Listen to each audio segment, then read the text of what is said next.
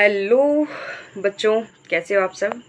My name is Kriti Varnwal and मैं आज आपको पढ़ाने वाली हूँ क्लास 9th का विषय गणित प्रश्नावली 1.2। तो आपका स्वागत है मेरे एक नए वीडियो पे। और इससे पहले भी मैं वास्तविक संख्या पद्धति पढ़ा चुकी हूँ। तो आप डिस्क्रिप्शन में जाके उस वीडियो को भी देख लेना ज़रूर से, उसमें सारी चीज़ें हैं और आपको एक्सरसाइजेज अच्छे से समझ आएगी उसको देख लेने के बाद। तो पहले आप वहाँ पे विज़िट करो, वहाँ देखो, फिर इस वीडियो को देखना और फिर क्वेश्चन सॉल्व करना। डेफिनेटली श्योर आपको क्वेश्चन बहुत ही जल्दी आपसे बनेंगे और याद भी रहेंगे, एग्ज़ाम में अच्छा कर पाओगे। तो बिना लेट किए हुए स्टार्ट करते हैं। ये रहा हमारा पहला क्वेश्चन, क्लास 9th विषय गणित प्रश्नावली 1.2। पहले मैं बुक से दिखा दूं, यही क्वेश्चन है। प्रश्नावली 1.2, नीचे दिए गए कथन सत्य हैं या असत्य कारण के साथ अपने उत्तर दीजिए। प्रत्येक अपरिमेय संख्या एक वास्तविक संख्या होती है। हमें बताना है कि प्रत्येक, पहले क्वेश्चन को लिख लेते हैं। ये हमने अपना क्वेश्चन लिख लिया। प्रत्येक अपरिमेय संख्या एक वास्तविक संख्या होती है, तो ये सत्य है। हम समझते हैं कैसे। आपको समझने से पहले हमारा एक वीडियो है संख्या पद्धति नाम से, उसे आपको देखना पड़ेगा। फिलहाल हम आंसर लिखते हैं इसका कि वास्तविक संख्या किससे बनी होती है। वास्तविक संख्या में परिमेय संख्या और अपरिमेय संख्या दोनों को जोड़ के वास्तविक संख्या बनती है। जैसे देखिए, मैं आपको समझाऊं कि वास्तविक संख्या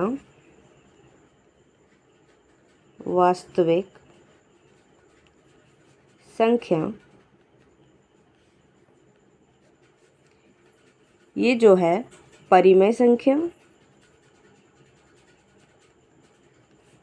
और,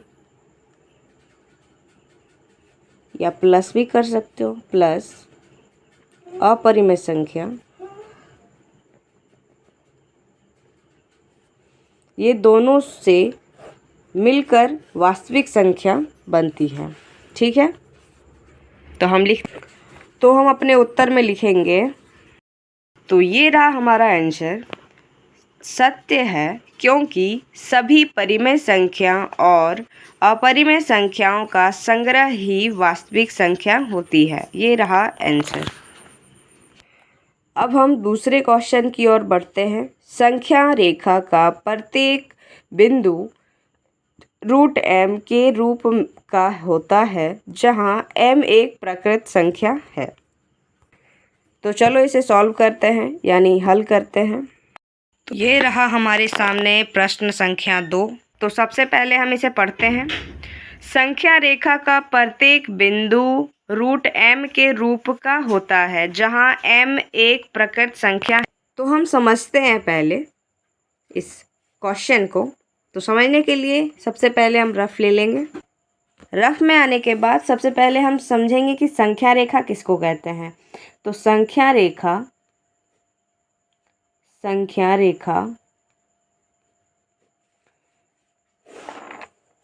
ठीक है, संख्या रेखा हम पहले कक्षा में भी पढ़ाए हैं, तो आप जाके देख सकते हैं संख्या पद्धति के वीडियो पे।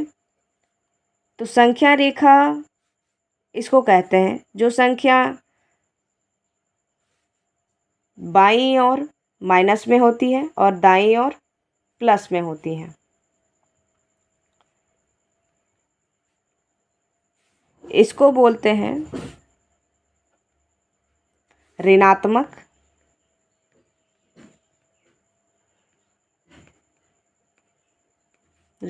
संख्या,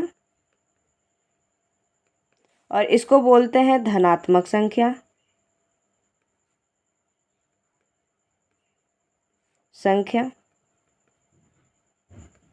इसको बोलते हैं शून्य।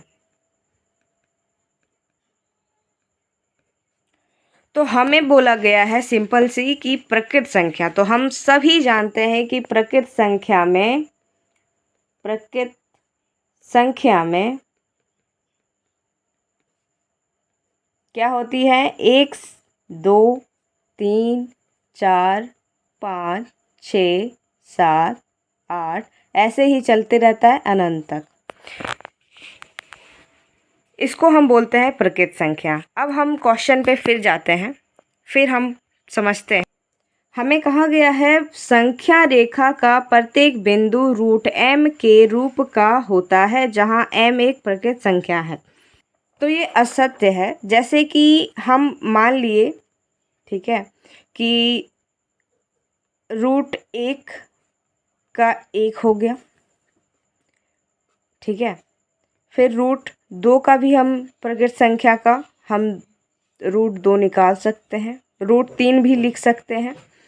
लेकिन ये 1 और ये 2, ये 1 और ये 2 के बीच में भी अनंत संख्या होती हैं जो दशमलव प्रसार में होता है, दशमलव में होता है। जैसे कि हम लिख सकते हैं 1.1, जैसे कि होता है 0.1, फिर होता है 0.1, फिर होता है 1.1, फिर होता है 1.2, ऐसे ही करते करते चलते रहता है। तो ये तो नहीं हो सकता ना रूट में, इसे हम रूट में कैसे लिख सकते हैं? नहीं लिख सकते हैं, इसलिए यह कथन असत्य है। तो ये रहा आंसर।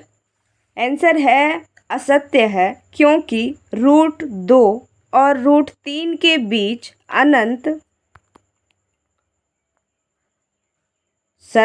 असत्य है, क्योंकि रूट 2 और रूट 3 के बीच अनंत संख्या होती हैं जो कि रूट m के रूप का नहीं है, जहां m एक पूर्णांक है, जहां m एक पूर्णांक है। चलो अब तीसरा प्रश्न देखते हैं। प्रत्येक वास्तविक संख्या एक अपरिमेय संख्या होती है? नहीं, क्योंकि वास्तविक संख्या परिमेय संख्या और अपरिमेय संख्या दोनों का मिश्रण होता है, दोनों से मिलकर बनती है। तो इसका उत्तर है असत्य है, क्योंकि वास्तविक संख्या में परिमेय संख्या भी होता है, वास्तविक संख्या में परिमेय संख्या भी होता है। अब हम किताब से देखेंगे कि नेक्स्ट क्वेश्चन क्या है, नेक्स्ट प्रश्न क्या है। तो क्या सभी धनात्मक पूर्णांक एक वर्गमूल अपरिमेय होते हैं? यदि नहीं तो एक ऐसी संख्या के वर्गमूल का उदाहरण दीजिए जो एक परिमेय संख्या है। क्वेश्चन को 2 बार पढ़िए, अच्छे से पढ़िए और समझिए, फिर आप क्वेश्चन को सॉल्व कर सकते हैं, हल कर सकते हैं, ठीक है। तो हम एक बार और रिपीट कर रहे हैं, क्या सभी धनात्मक पूर्णांकों के वर्गमूल अपरिमेय होते हैं? यदि नहीं तो एक ऐसी संख्या के वर्गमूल का उदाहरण दीजिए जो एक अपरिमेय संख्या है, ठीक है, जो एक परिमेय संख्या है। तो चलो इसे सॉल्व करते हैं। ये रहा हमारा दूसरा क्वेश्चन। क्या सभी धनात्मक पूर्णांकों के वर्गमूल अपरिमेय होते हैं? यदि नहीं तो एक ऐसी संख्या के वर्गमूल का उदाहरण दीजिए जो एक परिमेय संख्या है। तो चलिए हम सबसे पहले हम जानते हैं कि हमें क्या बोला है, धनात्मक पूर्णांक। तो धनात्मक पूर्णांक में क्या क्या आ गया? 1, 2, 3, 4, 5, 6, 7, 8, 9, 10 ऐसे ही अनंत तक, ठीक है। तो इसमें बोला है कि पूर्णांक के वर्गमूल, ठीक है, तो सब में वर्गमूल लगा दीजिए, ठीक है, सब में हम वर्गमूल लगा देंगे। तो वर्गमूल लगाने के बाद हमें ये पता करना है कि ये अपरिमेय संख्या है या परिमेय संख्या। तो देखिए, 1 परिमेय संख्या है, 2 रूट 2 अपरिमेय संख्या है, रूट 3 अपरिमेय संख्या है, लेकिन रूट 4 का हम निकाल सकते हैं 2, तो ये भी परिमेय संख्या है। तो समझ में आया डिफरेंट? तो डिफरेंस समझ में आया तो हम यहाँ लिखेंगे अपने उत्तर में, सभी धनात्मक पूर्णांकों के वर्गमूल अपरिमेय नहीं होते हैं। उदाहरण के लिए जैसे कि रूट एक का हम 1 लिख सकते हैं, ठीक है। रूट चार को हम 2 लिख सकते हैं। ये परिमेय संख्या है, जो एक परिमेय संख्या है, ठीक है।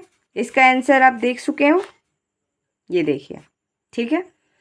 अब हम बढ़ते हैं क्वेश्चन नंबर 3 की ओर। तो देखिए, दिखाइए कि संख्या रेखा पर √5 किस प्रकार निरूपित किया जा सकता है, ठीक है। तो सबसे पहले हम समझते हैं। तो सबसे पहले हम संख्या रेखा बनाएंगे, उसके बाद दर्शाएंगे, निरूपित करेंगे कि √5 कहाँ पे है। तो हमारे सामने ये रहा संख्या रेखा, और अब हम समझेंगे कि √5 को कैसे यहाँ पे निरूपित करें। तो सबसे पहले हम ये जान लेते हैं कि √4 का क्या निकलता है। √4 का हम लिख सकते हैं 2, लिखते हैं ना परिमेय संख्या। अब समझ लो कि √5 का क्या निकलेगा। √5 का निकलेगा 2 पॉइंट कुछ निकलेगा, 2 से थोड़ा सा ज़्यादा होगा, क्योंकि 4 का 2 आया है, इस वजह से। तो हम यहाँ पे लिख सकते हैं, यहाँ पे ऐसे हम पहले बराबर कर लेंगे, ठीक है। लिख सकते हो, हमें पहले 2 करना है, 2 के पास हम लाइन खींच दिए और यहाँ से लेकर 2 के आगे थोड़ा सा चाप बना देंगे, ठीक है, डिवाइडर की मदद से, कंपास की मदद से। तो ये रहा, यहाँ पे हम लिख देंगे √5। यहाँ से यहाँ तक का √5 यानी 5 का निरूपित किया गया है, ठीक है, बीच है। तो यहाँ पे हम लिख सकते हैं A, यहाँ पे लिख सकते हैं B, और यहाँ पे लिख सकते हैं C, ठीक है। ये क्वेश्चन बहुत इम्पॉर्टेंट है, इसलिए हम एक बार फिर से समझेंगे, क्योंकि ये आपके एग्ज़ाम में आ सकता है। तो एग्ज़ाम में बस इतना ही कर दोगे तो आपको फुल मार्क्स मिल जाएगा, ठीक है। तो सबसे पहले हम देखो क्या करते हैं। सबसे पहले हम संख्या रेखा बनाएंगे, उसके बाद 0 से 2 तक का एक सीधी लाइन खींचेंगे, उसके बाद यहाँ से कंपास की मदद से चाप बना देंगे। तो 2 से अधिक √5 का मान होता है, थोड़ा सा अधिक, तो हम यहाँ पे √5 लिखेंगे। फिर यहाँ पे पॉइंट दिए हैं, तो फिर यहाँ पे O लिख देते हैं, यहाँ A लिख दिए, इस पॉइंट में B लिख दिए, इस पॉइंट में C लिख दिए। ये पूरा कंप्लीट हो गया। हमें क्या बोला था, दिखाइए कि संख्या रेखा पर √5 किस प्रकार निरूपित किया गया है। तो इस प्रकार निरूपित किया गया है, और इसमें कुछ नहीं करना है। ये बहुत इम्पोर्टेंट है, मतलब कि इसे स्टार लगा लो, ये एग्ज़ाम में डेफिनेटली श्योर आता है, ठीक है, और आएगा भी। तो चलो नेक्स्ट। सबसे पहले देखो, ये आप कॉन्सेप्ट समझ गए। अब ये कॉन्सेप्ट समझ गए तो देखो, आपको कोई भी √5 के जगह आपको √3 दे दिया, ठीक है, तो आपको पता है कि √1 का क्या दशमलव होता है, मतलब √1 का क्या निकलता है, 1 आता है। तो √3 का क्या होगा, 1 से थोड़ा सा ज़्यादा होगा। तो हम यहाँ पे 1 से थोड़ा सा ज़्यादा डिस्टेंस पे चाप लगा देंगे। वैसे ही आपको बोलेगा √7 का, √6 का, तो आप निकाल दोगे आसानी से, ठीक है। ये बहुत इम्पॉर्टेंट है, इसीलिए कंसेप्ट क्लियर करना बहुत ही ज़्यादा ज़रूरी है। अब हम क्वेश्चन नंबर यानी प्रश्न संख्या 4 को देखते हैं। इसे कुछ नहीं बनाना नहीं है, लेकिन इसे पढ़ना है और समझना है। तो सबसे पहले देखते हैं, कक्षा के लिए क्रियाकलाप वर्गमूल समपिल की रचना। कागज की एक बड़ी शीट लीजिए और नीचे दी गई विधि से वर्गमूल समपिल स्क्वायर रूट स्क्वायर की रचना कीजिए। सबसे पहले एक बिंदु O लीजिए और एक लंबाई का रेखाखंड लाइन सेगमेंट OP खींचिए। एक लंबाई वाले, तो इसे समझते हैं। OP एक पर लंब रेखाखंड P1 P2 खींचिए। देखिए आकृति 1.9। तो चलो सबसे पहले देख ही लेते हैं इसे। तो वर्गमूल सबसे पहले OP1 के बीच में 1 सेंटीमीटर का गैप है, ठीक है, और यहाँ पे लिख दिए हैं √2। वैसे ही एक O और P2 के बीच में गैप है, तो वहाँ पे लिख दिया है √3 OP3। उसके बाद फिर हमको O4 लगाना है, तो OP4 के पास हम 1 सेंटीमीटर के दायरे में लाइन खींच देंगे और फिर ऐसे लाइन खींचेंगे।